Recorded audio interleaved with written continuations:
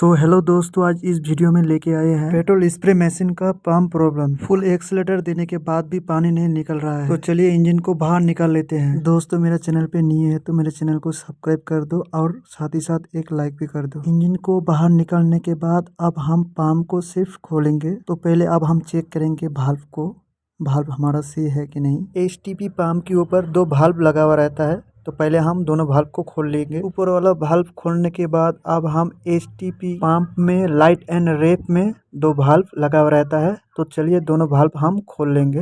दोस्तों, अभी तक मेरा चैनल पे सब्सक्राइब नहीं किए तो सब्सक्राइब कीजिए, लाइक एंड बेल आइकन को प्रेस कीजिए। एसटीपी पंप का दोनों तरफ बोल्ट खोल लिया है। अब हम प्लंजर का दोनों तरफ सिलेंडर बाहर निकालेंगे। सिलेंडर को निकालने के बाद अब हम हाउसिंग का चारों नाट खोल लेंगे।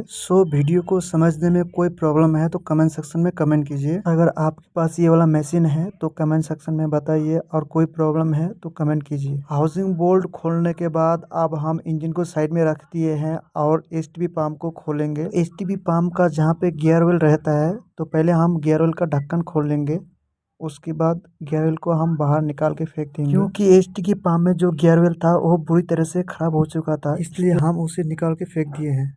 तो चलिए अब हम एसटीपी पंप का क्रैंक केस को खोल लेंगे। उसमें 6 नट लगाया रहता है।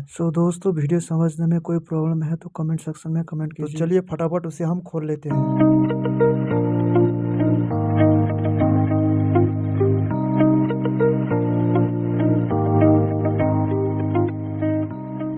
अब हम एसटीपी पंप को खोल लिए हैं। एसटीपी पंप का पिनियन का बेयरिंग टूट चुका है। उसका बेयरिंग साइज 608 है। उस पिनियन का बेयरिंग अंदर वाला हिस्सा बाहर निकल गया है और बाहर वाला हिस्सा कैन केस में अटक गया है। उसको निकलने में तो थोड़ा दिक्कत होगी। वो वाला टूल्स हमारे पास है, आसानी से वो निकल जाएगा। दोस्तों, अगर आपके पास ये वाला मशीन है तो कमेंट सेक्शन में कमेंट कीजिए।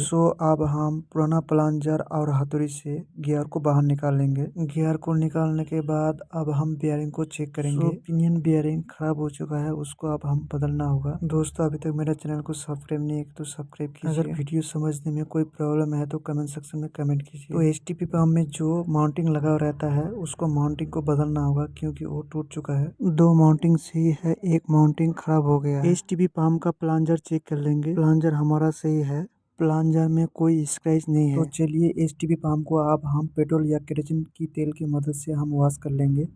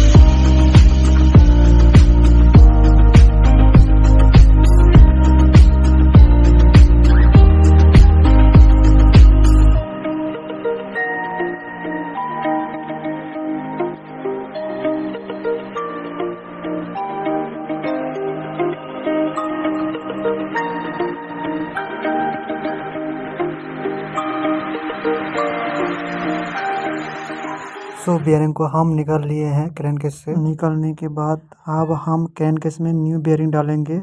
बेयरिंग का साइज 608 है। दोस्तों, इस बेयरिंग की वजह से पंप से पानी नहीं निकल रहा था। चलिए अब हम इसको सेट कर लेते हैं। वीडियो को अच्छा लगे तो एक लाइक जरूर कर देना। दोस्तों, अगर आपके पास ये वाला मशीन है तो कमेंट सेक्शन में कमेंट कीजिए, लाइक एंड शेयर भी कर दीजिए। अगर आपके पास 4 स्टॉक हो या 2 स्टॉक, पंप एक ही होता है। चलिए अब हम बेयरिंग को फिट करने के बाद अब दूसरा वाला बेयरिंग फिट करेंगे। उसका बेयरिंग साइज है 6200। गियर पिनियन में बेयरिंग को पहले से ही फिट करके रखा है। क्योंकि वीडियो बहुत ज़्यादा लॉन्ग हो जा रही है, इसलिए हम पहले से बेयरिंग को फिट करके रखा है।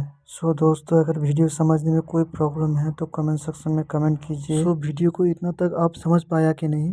अगर समझने में कोई प्रॉब्लम है तो कमेंट कीजिए। अगर आपको एसटीपी पंप का कोई पार्ट्स चाहिए, डिस्क्रिप्शन में लिंक दिया गया है, उस लिंक पे जाके एसएमएस कर सकते हैं। सो चलिए, एसटीपी पंप का नीडल बेयरिंग को भी चेंज करना पड़ेगा। 608 की बेयरिंग की वजह से नीडल बेयरिंग खराब हो चुकी है और 62 वाला बेयरिंग भी खराब हो चुका है। सो चलिए, प्लंजर सिलेंडर में पहले एक तो व्हाइट वाशर लगा लेंगे, उसके बाद 2 ब्लैक भी वाशर लगाना पड़ेगा और तीनों वाशर को उल्टा सीधा देख के लगाना पड़ेगा। अगर भी वाला ब्लैक वाशर उल्टा लग गया तो पानी लीकेज करेगा। सो दोस्तों, लगाते समय ध्यान से लगाना होगा और देख के लगाना होगा। भी वाशर लगाने के बाद अब हम ग्रीस रिंग को लगा लेंगे। ग्रीस रिंग को लगाने के बाद और एक रिंग है वाशर वाला, वो भी रिंग हम अच्छे से बैठा लेंगे। रिंग को बैठाने के बाद अब हम वाशर को फिट कर देंगे। सो दोस्तों, हमारा एक सिलेंडर फिट हो चुका है। अब हम दूसरे सिलेंडर फिट करेंगे। तो चलिए, सेम प्रोसेस से इसको भी हम बैठा लेंगे।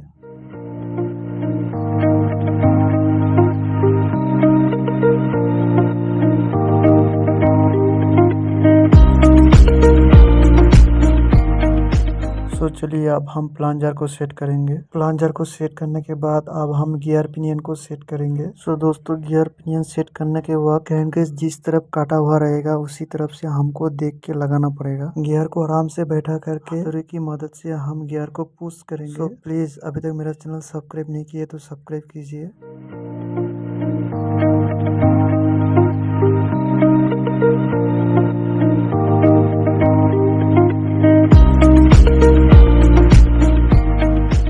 गियर को बैठाने के बाद अब हम एसटीपी पंप का क्रैंकेस गैस्केट लगा लेंगे। सो अगर वीडियो समझने में कोई प्रॉब्लम है तो कमेंट कीजिए। तो दोस्तों, ये वाले मशीन का नेक्स्ट टॉपिक कौन सा डालो मुझे कमेंट सेक्शन में कमेंट कीजिए। तो चलिए, अब हम क्रैंकेस को अच्छे से बैठा लेंगे। क्रैंकेस को बैठाने के बाद अब हम हथौड़ी से धीरे धीरे ठोक लेंगे। उसके बाद बोल्ट को लगा लेंगे।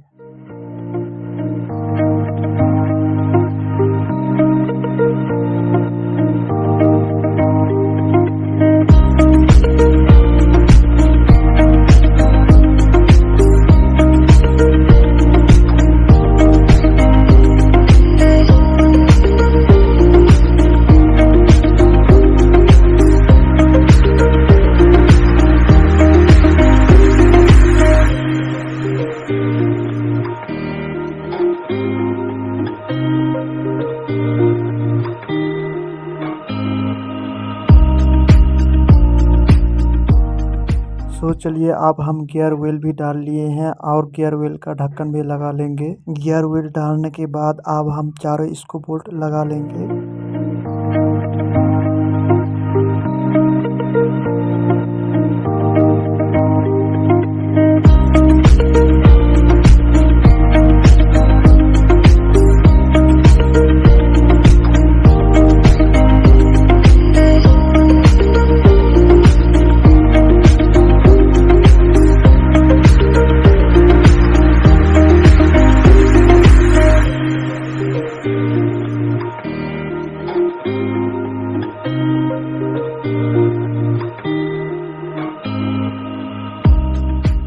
तो दोस्तों, चलिए, अब हम प्लंजर की सिलेंडर में थोड़ा ग्रीस डाल के प्लंजर में सेट कर देंगे। प्लंजर में दोनों सिलेंडर सेट कर दिया है। प्लंजर में सिलेंडर को सेट करने के बाद अब हम दोनों साइड का वाल्व लगा लेंगे। वाल्व को लगाने के बाद अब हम सेक्शन होस पाइप को लगाएंगे। सेक्शन होस पाइप लगाने के बाद अब हम चारों बोल्ट लगा लेंगे दोनों तरफ से। सो दोस्तों, अगर वीडियो समझने में कोई प्रॉब्लम है तो कमेंट कीजिए। सो अगर आप मेरा चैनल पे न्यू है तो चैनल को सब्सक्राइब कीजिए। तो चलिए, बोल्ट को लगा लेते हैं।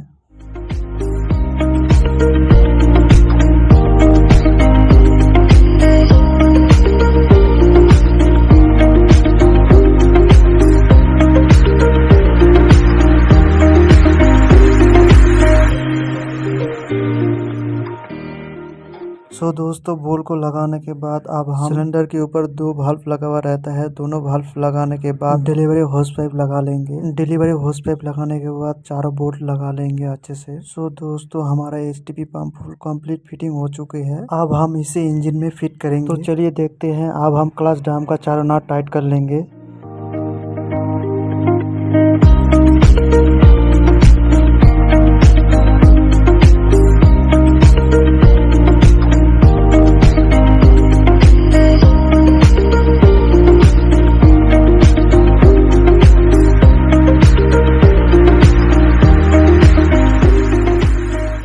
एक्सॉस्ट ड्रम का चारों नट टाइट करके अब हम बॉडी में फिट करेंगे। दोस्तों हमारा पावर मशीन फुल कंप्लीट हो चुका है। अब हम मशीन को स्टार्ट करेंगे।